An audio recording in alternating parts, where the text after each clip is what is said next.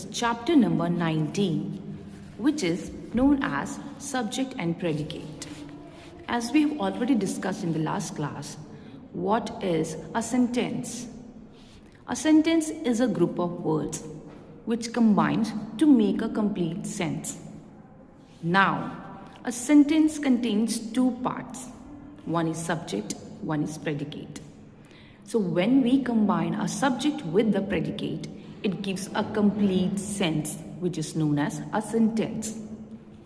What is subject basically? Subject. To whom we are talking about, जिसके बारे में हम बात कर रहे हैं, that is subject.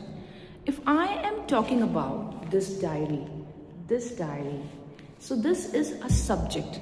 Subject जिसके बारे में हम बात कर रहे हैं. What is predicate? इस डायरी के बारे में हम क्या बात कर रहे हैं, that is predicate. What we are talking about this diary, that is known as your predicate. So a subject plus predicate gives you a complete sense. Now, every sentence contains two parts. We know that, subject and a predicate. Subject is what or whom the sentence is about, while the predicate tells something about the subject.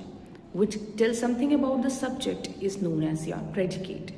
Subject, again I am repeating, subject is an object or something जिसके बारे में हम बात कर रहे हैं, to whom we are talking about. Okay, and what we are talking about the subject, how that predicate is related to the subject, that what we are talking about the subject is known as your predicate. Now, please come to page number 82 of your English grammar. There are few sentences given. Something is being talked about. Sheila.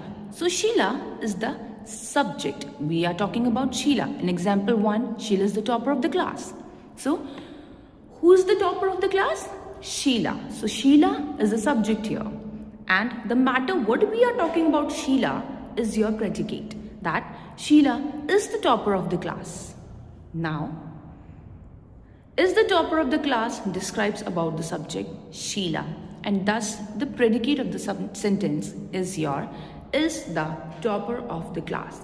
Who is the topper of the class? Who is your subject, and is the topper of the class, that